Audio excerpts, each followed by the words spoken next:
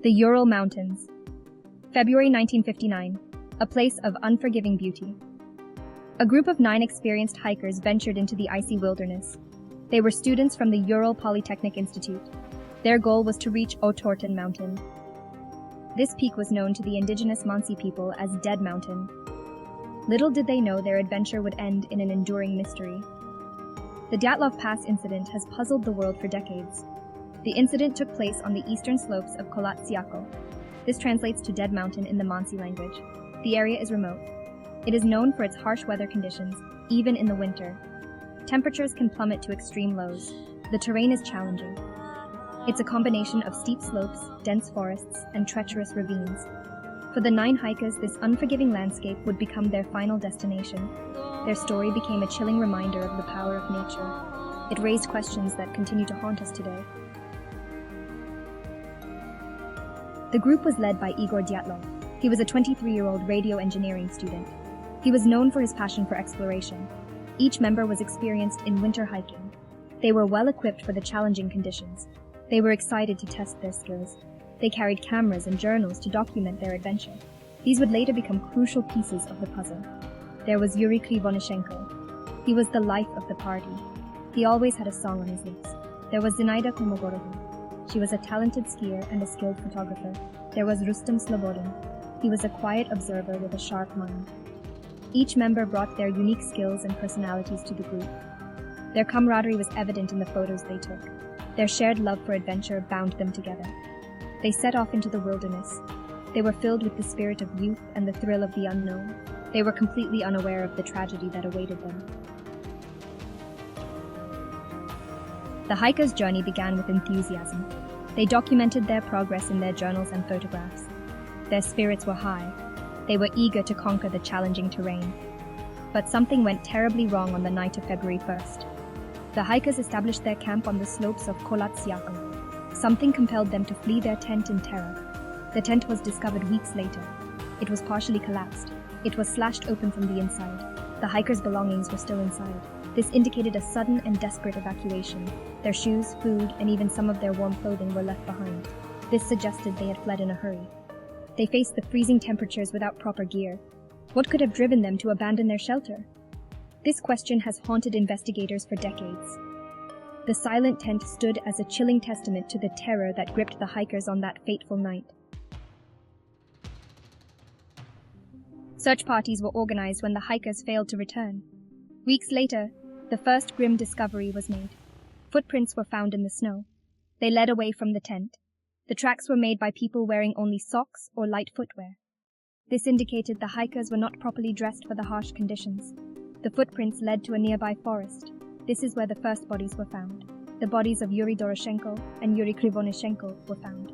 They were lying by a cedar tree. They were partially dressed. They showed signs of hypothermia. Their hands and feet were severely frostbitten. Near the bodies, the search party found the remains of a fire. It seemed the hikers had desperately tried to stay warm in the freezing temperatures. The discovery of the bodies sent shockwaves through the search party. It raised more questions than answers. What had happened to the hikers? Where were the others? The chilling whispers in the snow hinted at a tragedy far more complex than anyone could have imagined. Over the next few months, the bodies of the remaining hikers were found. They were scattered across the mountainside. Some were found further down the slope. They seemed to have been attempting to return to the tent. The condition of the bodies only deepened the mystery. Some showed signs of severe internal injuries. These injuries were inconsistent with a simple fall or exposure to the cold. 3 of the hikers, Lyudmila Dubinina, Semen Zolotaryov, and Nicholas Thibault Brignol, were found in a ravine. Their injuries were particularly perplexing. Dubinina and Zolotaryov had major chest fractures. Thibault Brignol had severe skull damage. These injuries were later described as being comparable to those inflicted by a car crash. Adding to the strangeness, some of the hikers' clothing was found to be radioactive. The discovery of these injuries only deepened the mystery. What could have caused such severe trauma in the absence of external wounds? Theories began to circulate. They ranged from the plausible to the bizarre. Each attempted to explain the inexplicable. The Dyatlov Pass incident was no longer just a tragic accident. It had become a macabre puzzle. One of the initial theories considered was an avalanche. The hikers might have been surprised in their tent by a sudden snowslide. This could explain the damaged tent and their hurried escape. The injuries could be attributed to the immense force of the snow. However, this theory has several weaknesses. Experienced mountaineers argue that the location of the tent and the slope angle were not conducive to a large avalanche. The injuries sustained by some of the hikers, particularly the internal damage, were inconsistent with what would be expected from an avalanche. Furthermore, there was no significant snowfall reported in the area on the night of the incident. The absence of any signs of a large-scale avalanche in the vicinity further weakened this theory. While an avalanche could explain the initial flight from the tent, it failed to account for the full extent of the hikers' injuries and the strange circumstances surrounding their deaths. The Cold War cast a long shadow over the Soviet Union. It fueled suspicion and paranoia. This led some to believe the hikers had stumbled upon a secret military testing ground. The theory suggested that the hikers were caught in the crossfire or accidentally killed by experimental weapons. This theory gained traction due to reports of strange orange orbs in the sky around the time of the incident. These were observed by other hikers in the area. Proponents of this theory pointed to the secrecy surrounding the investigation. Soviet authorities were quick to close the case. They labeled the cause of death as a compelling natural force. This fueled speculation of a cover-up. However, there was no concrete evidence to support the existence of any military activity in the area. The orange orbs, while unexplained, could be attributed to various atmospheric phenomena, while the possibility of a military connection remained intriguing. It lacked substantial evidence to be considered a definitive explanation. The lack of a definitive explanation and the bizarre circumstances surrounding the incident fueled speculation of something more extraordinary. Some theories ventured into the realm of the paranormal. They proposed that the hikers had encountered something truly out of this world. The theory suggested that the hikers were frightened by a UFO sighting. This could explain their panicked flight from the tent. The proponents of this theory pointed to the strange lights reported in the sky around the time of the incident. They suggested these could be evidence of extraterrestrial activity. However, this theory remains highly speculative. It lacks any concrete evidence. The strange lights, while unexplained, could be attributed to various natural phenomena. The UFO theory, while intriguing, is often dismissed by researchers. It is considered too far-fetched to be a plausible explanation for the Dyatlov Pass incident. Despite decades of investigation and numerous theories, the Dyatlov Pass incident remains an enigma. The available evidence presents a paradox. It offers glimpses into what might have happened, but it fails to provide a complete picture.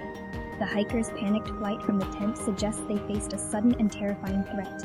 The lack of external injuries on some of the bodies, yet the presence of severe internal trauma, deepens the mystery. The radioactive clothing adds another layer of intrigue. It hints at possible exposure to an unknown source.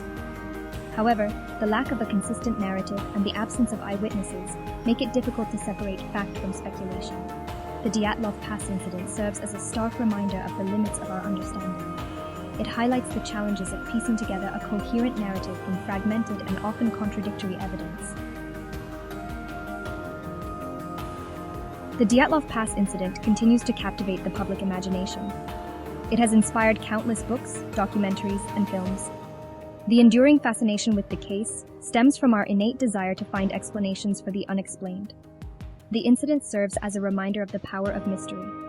It reminds us that even in an age of advanced technology and scientific understanding, there are still events that defy easy explanation. The incident also highlights the human cost of such mysteries. It reminds us that behind every unsolved case are real people whose lives were tragically cut short. The Dyatlov Pass incident is not just a puzzle to be solved. It is a human tragedy that continues to resonate with people around the world. It serves as a chilling reminder of the power of the unknown and the fragility of human life. The Dyatlov Pass incident, with its chilling details and enduring mystery, has left an undeniable mark on popular culture. The incident has been featured in documentaries and television programs. These explore the various theories and evidence surrounding the case.